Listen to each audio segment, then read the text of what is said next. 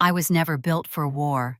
That was the first truth I learned in a house that only respected blood and battle. Grace Ellison, 29, had grown up in Colorado Springs in a home where every dinner felt like a military briefing.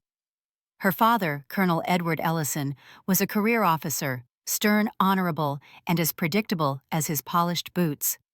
Her older brother Caleb followed in his footsteps, enlisting the day he turned 18. There were no family photos without uniforms, no birthdays without flags.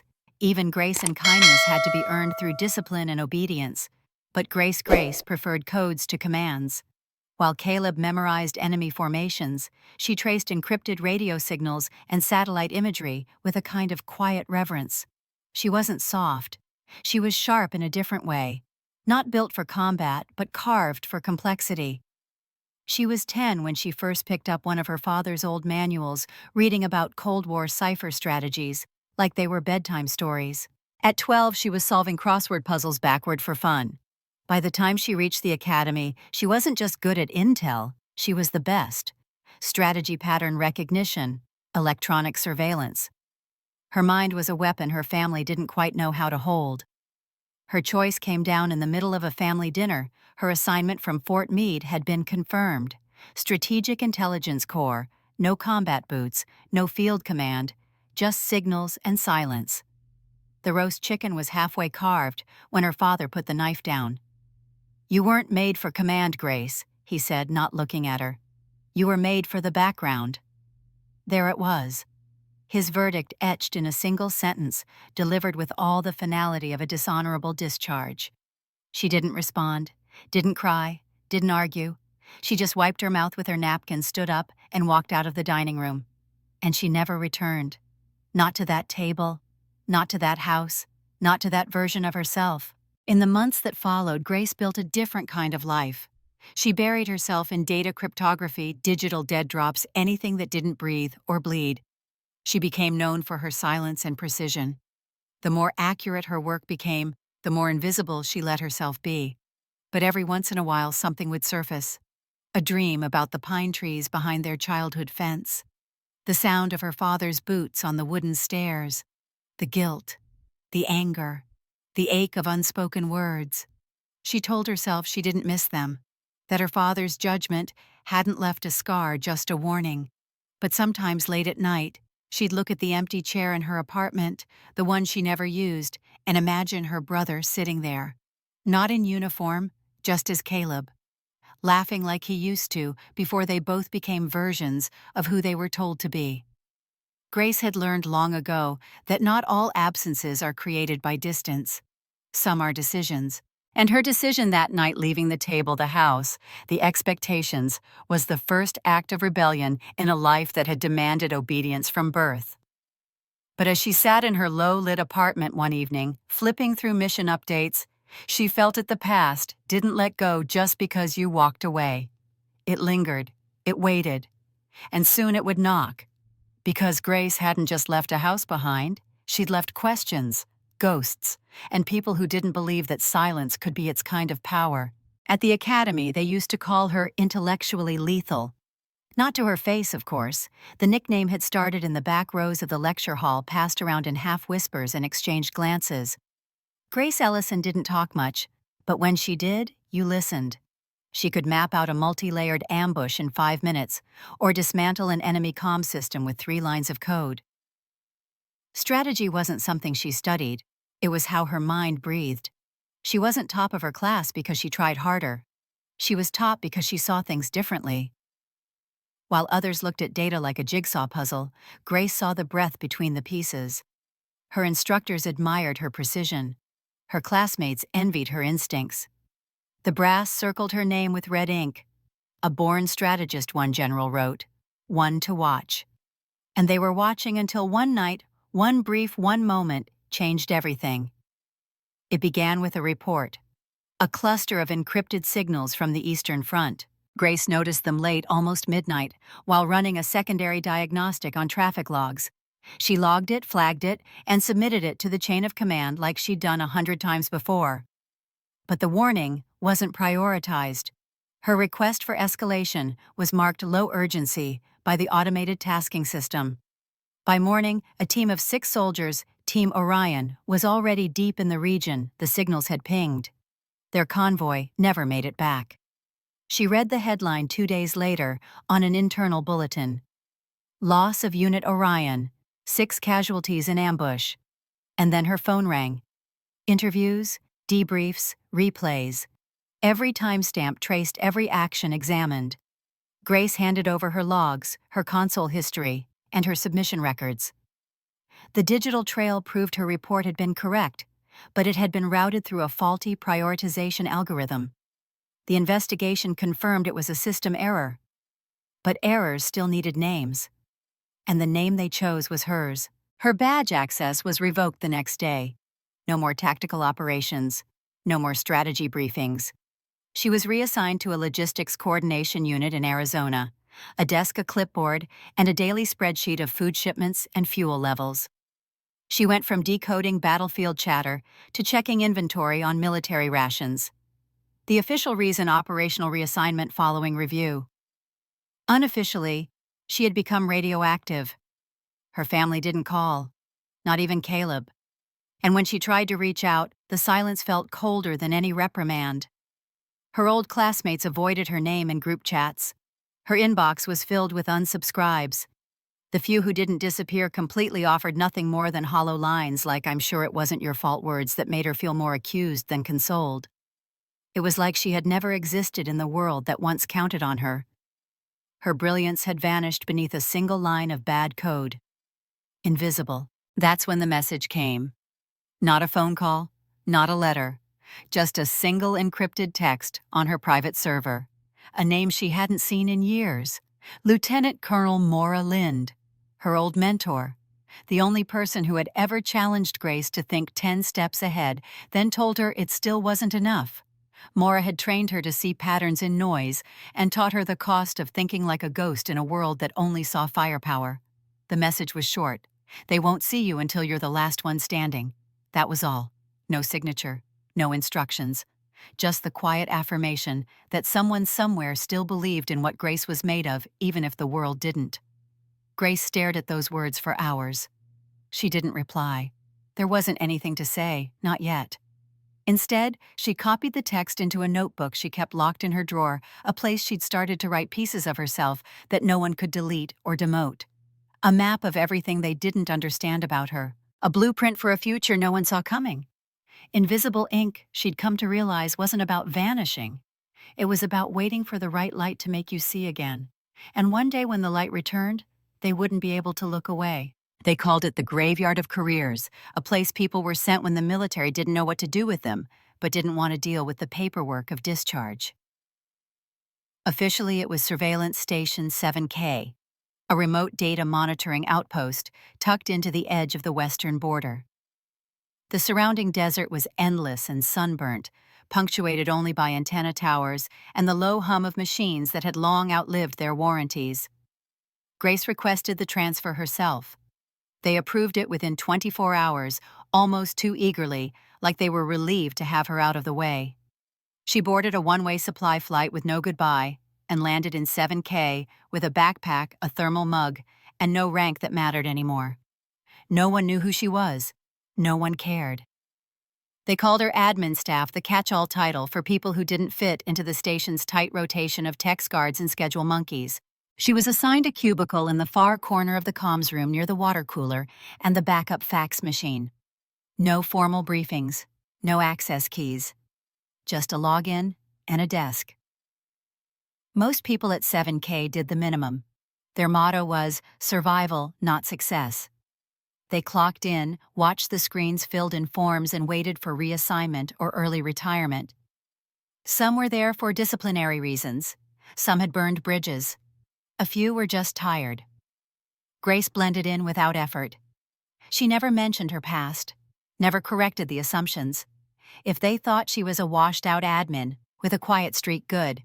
It gave her space. But she arrived early every day.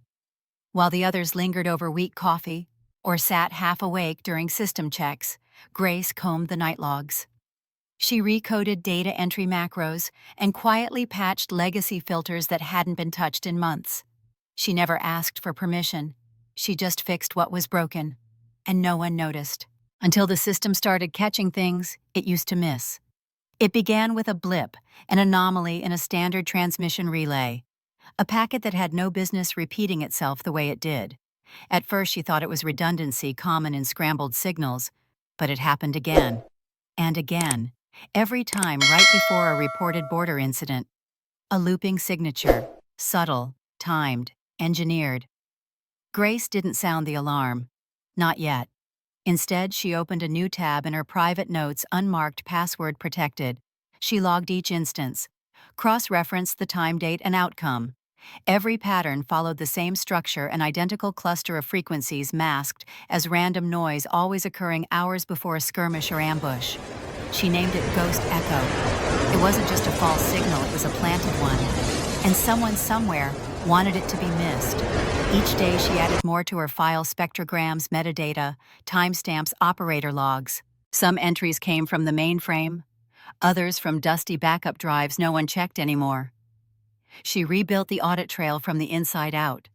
It wasn't about proving she was right. Not this time. It's not about proving anything she wrote in her notebook. It's about why this keeps happening.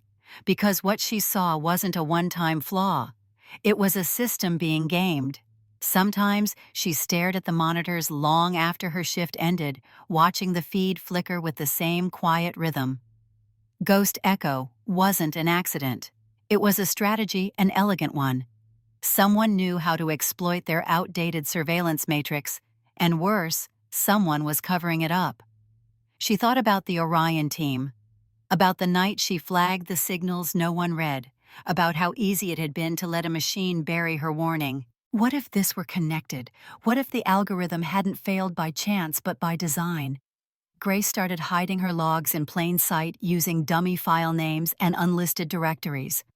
She wrote code in fragments, part in Python, part in Bash, then saved them under routine diagnostic templates. Even if someone looked, it would take a trained eye to know what she was doing.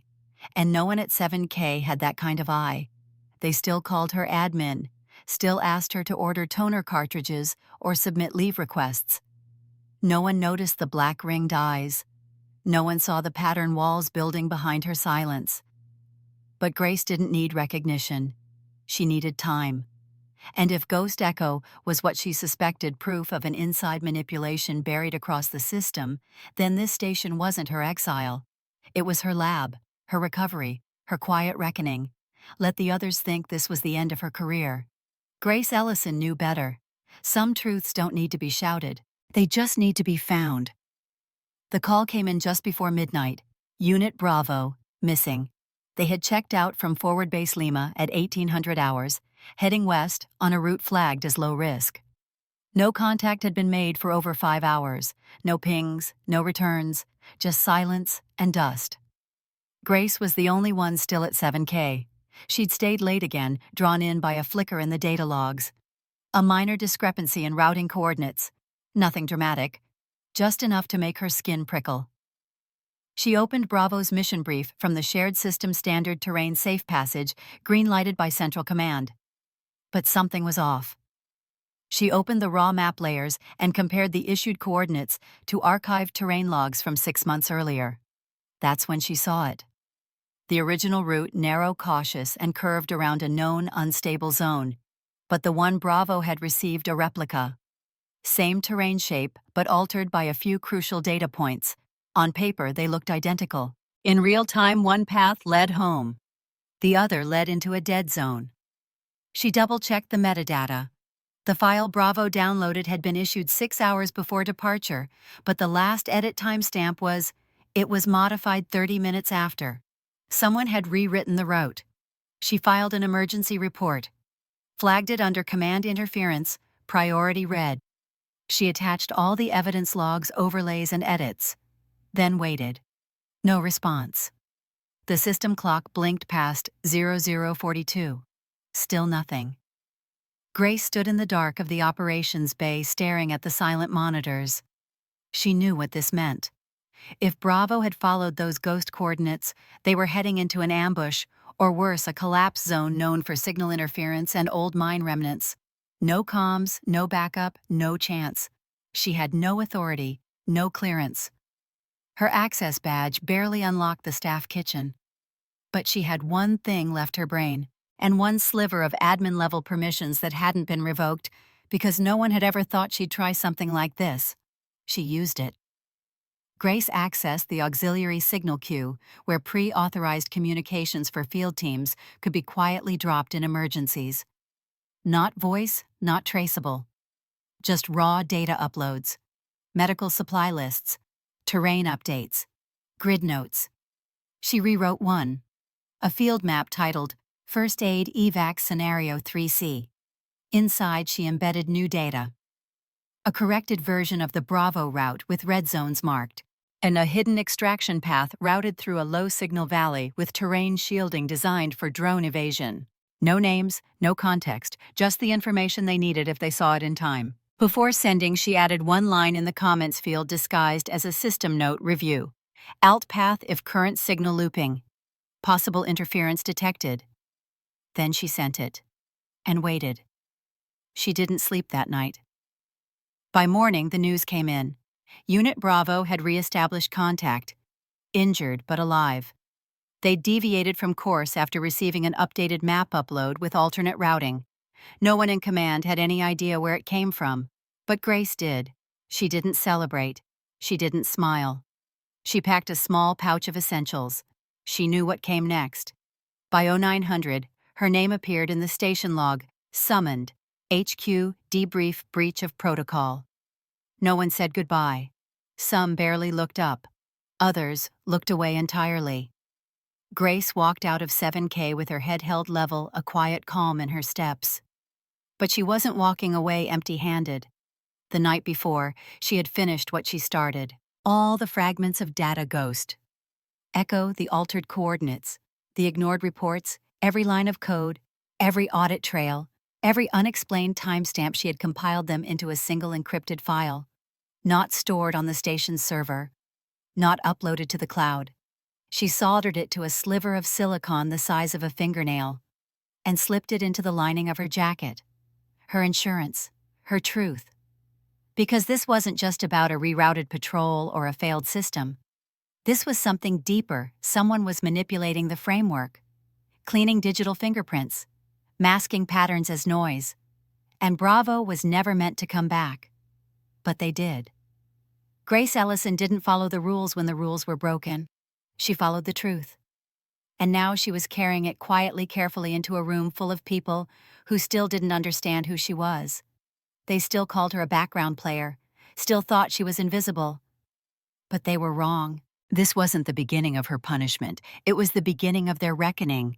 There was no clock on the wall, just a long steel table, 7 chairs, and a silence that scraped like a knife. Grace sat alone on one side, her hands folded in front of her. No shackles, no cuffs. But the room felt colder than any cell. Across from her sat 3 men and 1 woman in muted uniforms, intelligence brass protocol officers, internal review. Their insignias gleamed like accusations. The woman in the center spoke first. "You accessed a protected relay." Grace said nothing. "You altered a secure map file, used an expired admin credential to bypass 4 layers of command filtration." Still, she didn't speak. "You interfered with active mission deployment protocols," the man on the left added. "Do you understand the gravity of that decision?" This time Grace nodded. Once. Another voice cut in. This one quieter, almost disappointed. "Miss Ellison, what you did wasn't just unauthorized, it was disruptive. It undermined the structure this entire system relies." Grace reached into her jacket pocket. They flinched, subtle but visible. She slowly placed a small chip drive on the table and slid it forward. "This contains every instance of falsified signal data I've traced over the last 4 months, including the altered coordinates sent to Unit Bravo. It also contains system logs, metadata, and source headers." The woman narrowed her eyes. "Source headers, routing codes from Central Command," Grace said. "More specifically, Sector 3 clearance, only accessible by top-level brass." The silence shifted. No one moved. No one touched the drive. She leaned back, her voice steady. "I'm not interested in applause, or reinstatement, or vindication. I'm just here to deliver what I found." The man on the left tried again.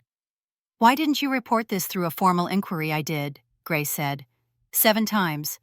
She pulled a folded printout from her file, a record of the ignored submissions. Highlighted timestamps, unread flags. They were never processed. The woman at the center exchanged a glance with her colleague.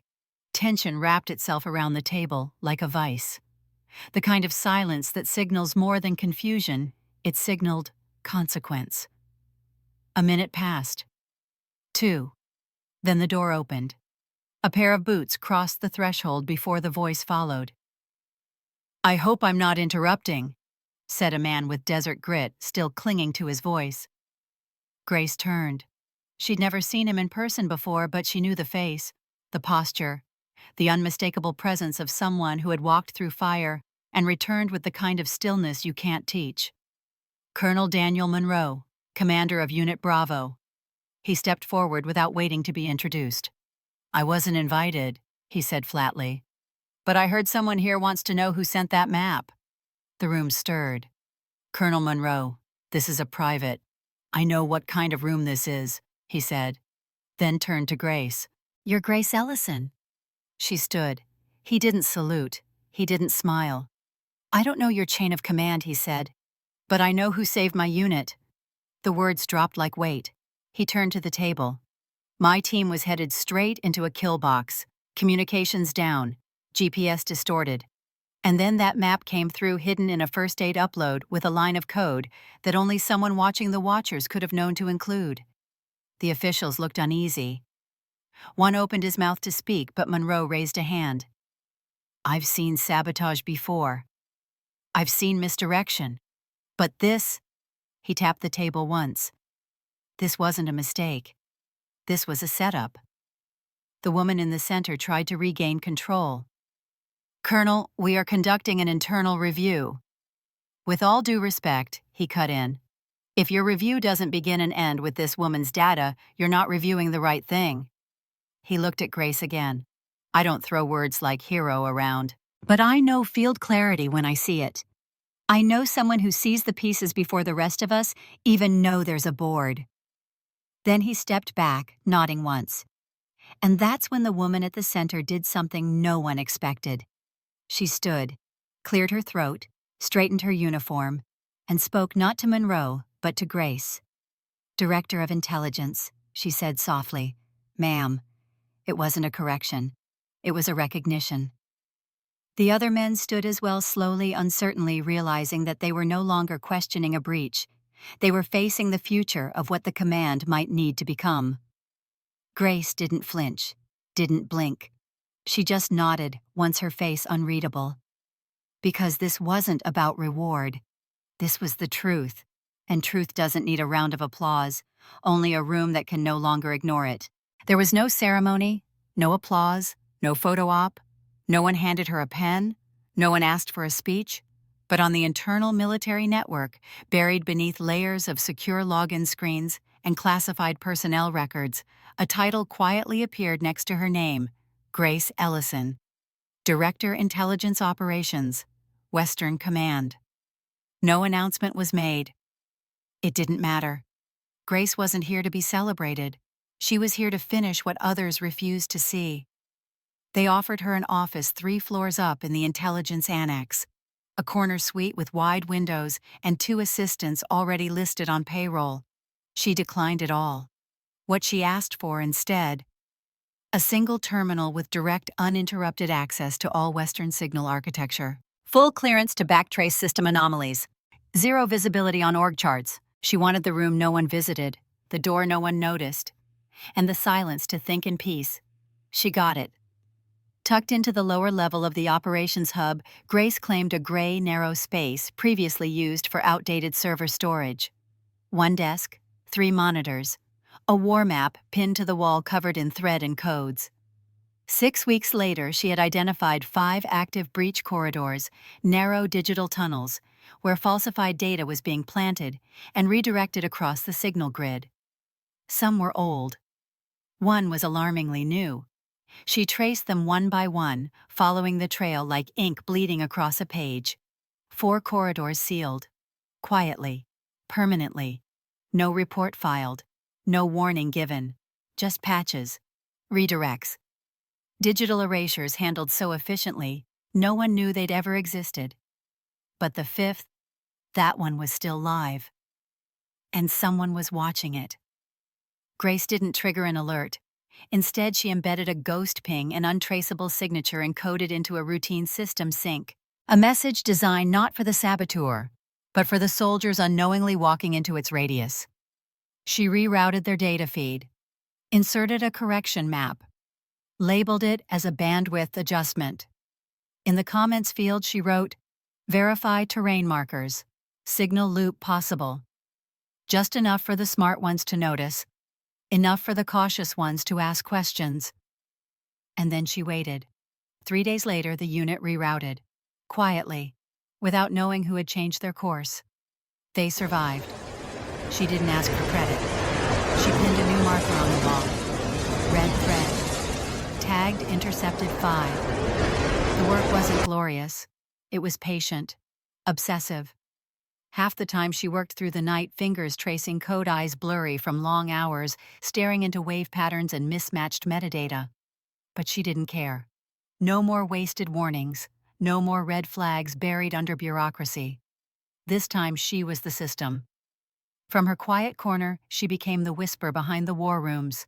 The unseen hand that corrected the course. The mapmaker no one asked for, but now couldn't move without. Her inbox remained empty. Her phone never rang. They still didn't want her voice. That was fine. They'll read my maps. Sometimes she thought of her father's voice, cold and exacting. You were made for the background. He'd meant it as a judgment. Now it felt like prophecy. Because of her background, she saw everything. The vulnerabilities in the chain. The pattern of falsified coordinates before they hit the command. The tiny hesitations buried in system logs, signatures of someone else still out there, still trying to manipulate the board. But not on her watch. Not anymore. She wrote code that bent light around itself, wrote back doors into the very systems that once ignored her. And for every false path laid, she laid 2 more true ones, subtle, efficient, invisible. Her maps became doctrine. Units adjusted routes based on her overlays without ever knowing her name, and she preferred it that way. This wasn't about being heard. It was about being right, silently, relentlessly, completely.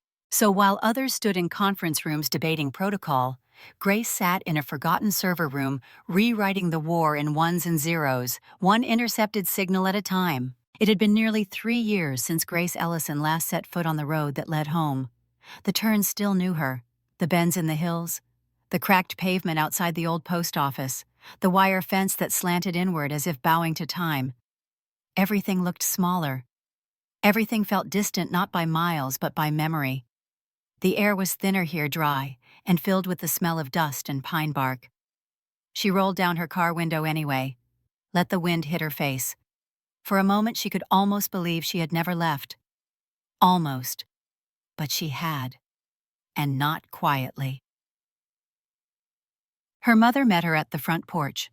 No words, just open arms. Grace stepped into them without thinking. The hug held years they never said aloud. Inside the house felt like it was holding its breath. Framed photos still hung crookedly along the hallway. The sofa still leaned slightly to the left like it always had since Grace was 12 and tried to move it alone. But the energy was different. Softer, like grief had seeped into the walls. Her father was in the back room. The man who once stood taller than life now sat hunched in a faded recliner, a blanket across his knees, a medical monitor blinking gently beside him. He looked at her when she entered. His eyes sharpened recognition, maybe even pride, but no words came. His stroke had taken his speech from him. His body was slower. But Grace saw what mattered. He knew she was here. She didn't cry.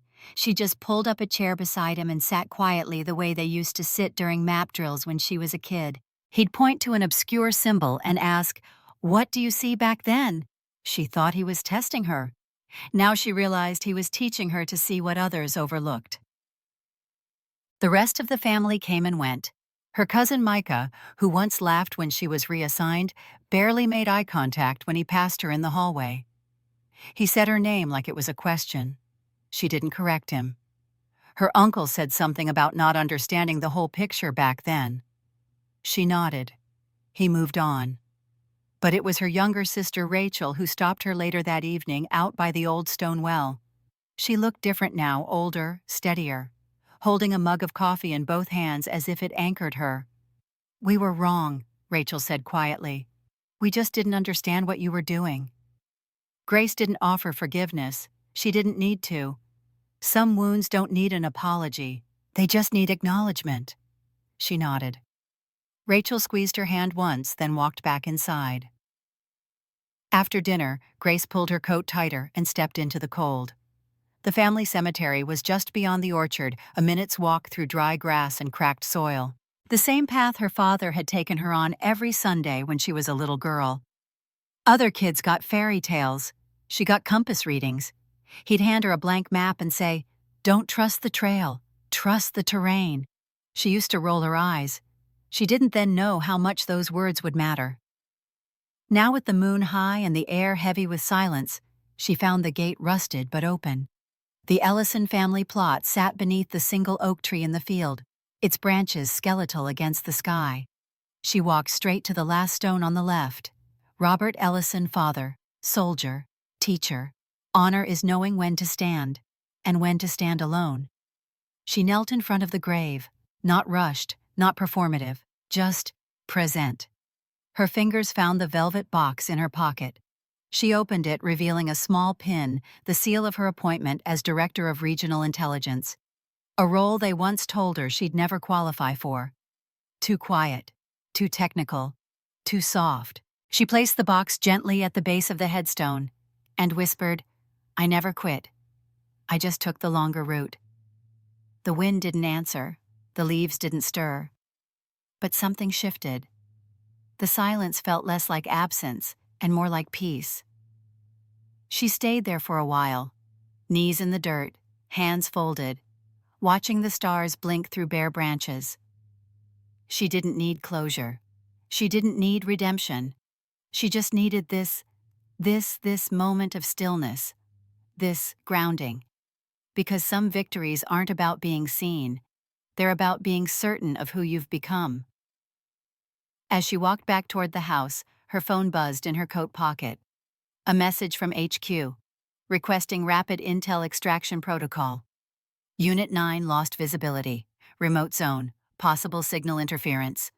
She tapped open the map, scanned the coordinates. Even here, among old ghosts and family silence, the work didn't wait. But this time, she didn't mind, because she had learned to move through noise and absence alike. And when others got lost, she made her way out. There were no headlines, no awards banquet, no stage with a microphone, no fold-out chair with her name spelled wrong in Sharpie. The Pentagon never issued a statement. The news didn't run her story on the 6 o'clock broadcast. There were no hashtags. And yet her name kept showing up. Not in places you'd expect, but in the margins. In field reports, in metadata, in the encrypted headers of quiet transmissions sent during the darkest shifts. They didn't call her Grace Ellison. They called her GE Ops. And when her name showed up, it meant one thing. You weren't alone. Somewhere in the Southern Division, a young lieutenant named Ramos stared at a flickering screen. His convoy had taken a wrong turn, signal blackout, wrong terrain map, and GPS looped them back into hostile territory. No one could hear them. No one could find them. Except a file appeared, unmarked, just a string of numbers and a blinking dot. He opened it. It was a map, detailed, unmistakable. A narrow pass missed by satellite renderings, with notations, handwritten coordinates, fallback points, wind directions by hour. No name, no introduction, just the tag at the bottom, OPGE Ops, pull-out path, Bravo 13. He didn't question it. He followed it. And 47 minutes later, every one of his team members walked out of the canyon alive. This happened more than once. It happened in the snowy valleys of North Arcane, where a unit lost radio and found a laminated map pinned to the back of a supply drone. It happened during a sandstorm extraction in Sector 6, when all nav systems failed and someone found a printed route taped to the inside of a comms locker they never remembered being opened. It happened in all the places no one liked to talk about. The outposts are too far, too messy, too forgotten. But someone remembered. Someone saw the gaps that no one else did. In her small office tucked behind a reinforced server room, Grace Ellison never stopped tracking. No assistant, no press secretary, just her a map board and 3 custom-modified monitors coded in her syntax. Her day started before the lights came on. It ended after most of her staff had gone home. She didn't like meetings. She didn't like titles. Her desk had no nameplate. The only object on her wall was a handwritten note framed in a plain black border. It read, "She never failed. We just failed to see her." It was left by Colonel Monroe years ago after she pulled Unit Bravo from a trap no one else even saw coming. She hadn't thanked him for it, not because she wasn't grateful, but because she didn't know how. Because part of her still wasn't sure if recognition was a form of healing or just another way of being misunderstood. Her team had learned to read her silences. They knew when not to knock. They knew when the data pulse in her office shifted, when she leaned forward, when her fingers stopped moving, but her eyes locked onto the screen. That was when something was wrong and something needed fixing. She never raised her voice. But when she stood, people listened. One morning, her junior analyst, Theo, barely 23, former honors student from Seattle, walked into her office with a question. He hesitated in the doorway. "Director?" She looked up gently the way she always did. Present, not annoyed, not distracted. "How do you know where they'll go next?" he asked. "The enemy, the signals. How do you always—" "No." She didn't answer right away. Instead, she turned her chair to face the mapboard behind her. A tangle of lines and data points not color-coded or over-designed, just real, just raw. She pointed to a spot in the middle of the desert. Bare terrain. No major intel activity. "Everyone watches the center," she said. "I watch the margins. Years ago they said she was too analytical, too hesitant, too behind the scenes. And now they came to her for clarity. She didn't offer certainty. She offered direction."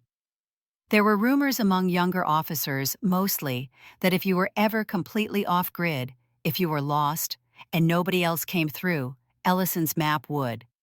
They believed she had a sixth sense, a way of hearing a signal through silence. Some even joked she had backdoor access to satellites the government didn't know existed. She didn't. What she had was pattern memory, relentless discipline, and a promise she made years ago: no one else gets left in the dark. On her last official day before reassignment to higher command, her team gathered in the hallway. Someone brought a cake. Another tried to get her to sign a photo for legacy. She smiled, but declined. Before leaving, she placed a sealed envelope on Theo's desk. Inside was a handwritten message and a data key. The message read, "There will always be gaps in the system, and there will always be someone out there waiting to fall through them. Make sure they don't." Grace Ellison walked away quietly the same way she had always arrived, without a spotlight, but with maps left behind. Maps that knew where others had forgotten to look. Maps that, without saying her name, still carried her voice.